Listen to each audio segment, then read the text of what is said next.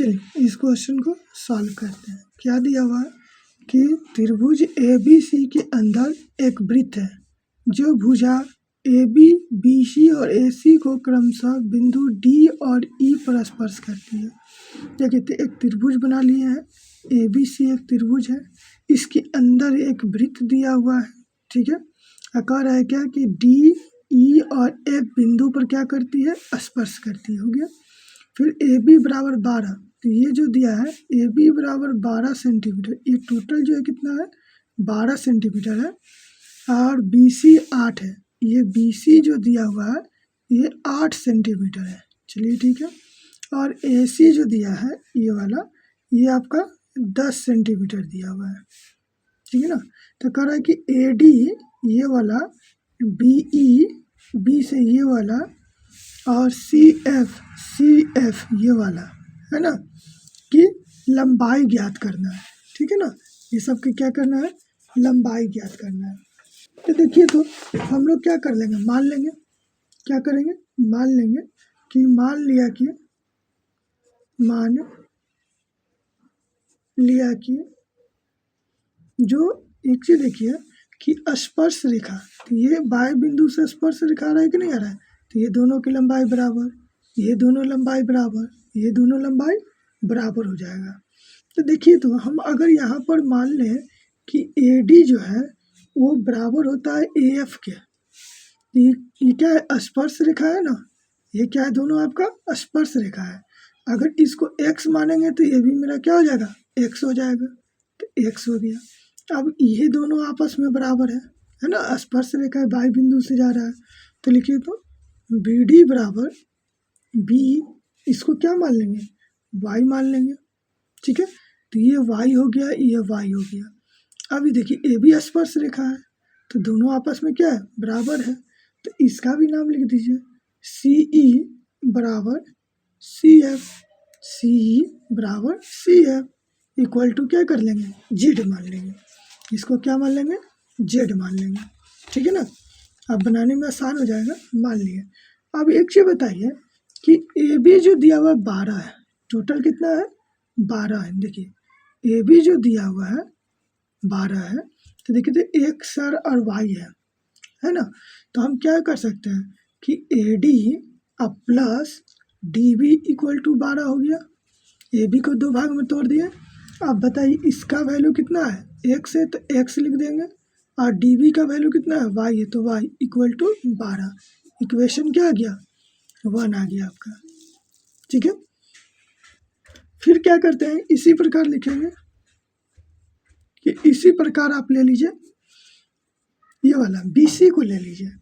तो BC आपका कितना दिया हुआ है, 8 सेंटीमीटर दिया, BC कितना दिया हुआ है, 8 सेंटीमीटर है। तो हम ये दोनों का सम क्या कर लेंगे कि Y प्लस Z बराबर कितना हो जाएगा, 8। इक्वेशन क्या हो गया, 2 हो गया, ठीक है। और क्या कर लेंगे, ये वाला में चलेंगे, AC हमको चाहिए, तो AC कितना दिया हुआ है, 10 दिया हुआ है, तो दोनों का सम चाहिए ना, तो क्या लिखेंगे, X प्लस Z बराबर 10। इक्वेशन क्या हो जाएगा, 3 हो जाएगा, ठीक है ना। अब देखिए हम क्या करते हैं कि तीनों को जोड़ देते हैं, लिखेंगे कि समीकरण 1 प्लस 2 प्लस समीकरण 3, मतलब तीनों को क्या कर दिए, जोड़ देंगे। तो एक चीज बताइए, यहाँ जोड़ेंगे तो पहला क्या था इक्वेशन में कि x प्लस वाई प्लस इसमें क्या है y plus Z plus x plus Z, मतलब LHS को एक साथ जोड़ दिए, ठीक है ना। अब RHS को जोड़ेंगे तो RHS कितना है, 12, 8 और 10 है मेरा, ठीक ना। अब क्या करते हैं कि देखिए x क्या हुआ है, 2 है, y भी 2 है, z भी 2 है, तो ये जोड़ने पर ये क्या आ जाएगा, 2 हो जाएगा, 2x plus 2y plus 2z हो जाएगा। अब इसको जोड़िए तो 20 और 10 30 हो जाएगा ये, ठीक है ना। इसमें से 2 कॉमन ले लीजिए, तो x प्लस वाई प्लस क्या हो जाएगा, z बराबर 30 हो जाएगा। अब इसको क्या कीजिए, कट कर दीजिए, कितने बार में, 15 बार में आ जाएगा, तो x plus y plus z बराबर कितना हो जाएगा आपका, 15 हो जाएगा, ठीक है ना। अब देखिए इसका, अब इसमें क्या करेंगे कि एक्स और वाई का मान तो मालूम है ना, तो यहाँ से जेड का मान निकाल लेंगे, ठीक है ना। तो लिखेंगे कि एक्स प्लस वाई के मान रखने पर तो देखिए एक्स प्लस वाई का वैल्यू कितना है, 12 है ना, यहाँ रख दीजिए। 12 प्लस जेड बराबर कितना हो गया, 15 हो गया, ठीक है। अब जेड बराबर क्या होगा, तो 15 माइनस 12 हो जाएगा। तो देखिए तो जेड का वैल्यू कितना आ गया, घटाएंगे तो 3 आ गया, ठीक है ना। अब ये जेड का मान किस में रख दीजिए, हमको यहाँ रख देते 3 में। देखिए तो जेड का मान 3 में रखने पर, तो देखिए तो 3 में रखिए। एक्स प्लस जेड बराबर 10 है, तो बताइए मेरा एक्स का वैल्यू तो नहीं मालूम है, जेड कितना है, 3 है, 3 लिख देंगे, ये 10 हो जाएगा। तो एक्स बराबर क्या होगा 10, ये प्लस में इधर लाएंगे तो क्या होगा माइनस में हो जाएगा। तो एक्स बराबर कितना लिख देंगे 7। अब देखिए एक्स का वैल्यू आ गया है ना, 3 में रख दिए थे।